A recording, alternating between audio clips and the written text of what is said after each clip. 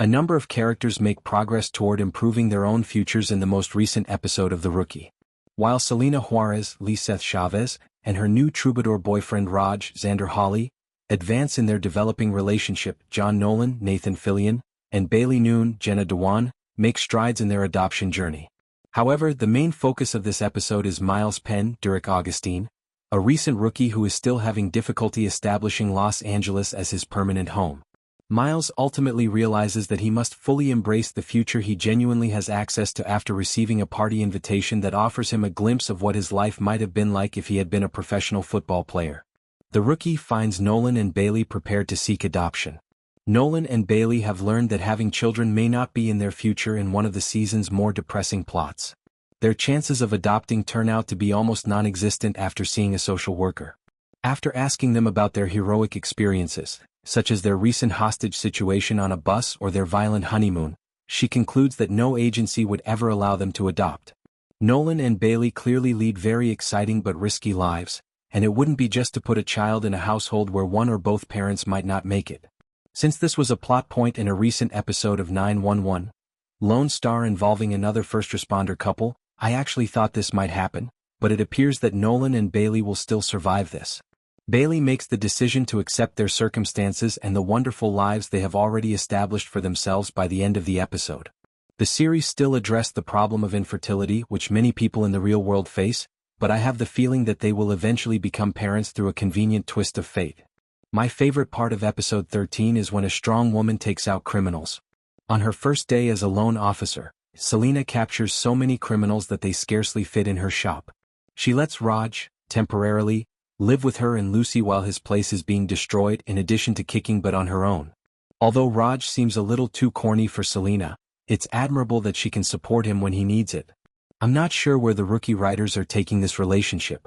The attempt by Lucy Chin, Melissa O'Neill, to get in touch with her friend Rachel Hall, Jasmine Matthews, further demonstrates the theme of friendship. The fact that Rachel was brought back this season with little to do has kind of irritated me, but in this episode, her inebriated and unruly behavior finally reaches a point where Lucy can get back in touch with her. Rachel admits that her father died a few months ago and that she is currently feeling the effects of her previous role as his caregiver. The heart-to-heart between Lucy and Rachel is a poignant example of how, in spite of her Chin-4 drama, Lucy can still support her friends. While providing support to those in their lives, Selena and Lucy find themselves embroiled in a case in which a grenade is thrown into a car, killing the occupant. The victim's wife is then discovered in her house with severe injuries. She is still alive despite having been tortured for information. Until the case resurfaces with Miles later in the episode, it appears that the trail has been abandoned after the attacker flees. I'm happy that Miles has a larger role in this episode because I've been pushing for him to be a regular member of the Mid-Wilshire precinct since the start of the season. Miles encounters AJ Knox, a former teammate and friend of his who is currently playing football for the Chargers, after it is revealed that he has continued to live in his car. Miles receives an invitation from AJ to a party at his mansion. Miles learns during the party that Sean, AJ's right-hand man, is actually robbing him and is involved in a grenade thrower heist scheme. The coincidence of these two plotlines' perfect convergence seems a bit too convenient. For example, how likely is it that these two crimes are related in the vast Los Angeles area? However, Miles defeats Sean and his goons and proves to be the hero I always knew he was. Miles impresses AJ, who offers to be his private security for $300,000. Miles initially thinks about it because he can see the opulent lifestyle he could have led had he not been hurt. When he asks Tim Bradford, Eric Winter, for advice on accepting the job, Tim actually gives him a compliment saying, "You're a good cop, Texas." Tim offers wise counsel that Miles is aware is accurate. If he accompanied AJ, he would only be a paid friend and not be succeeding as much as he would if he were a police officer. It's great for the LAPD and for viewers like me who believe Miles contributes significantly to the show, that Miles declines the offer.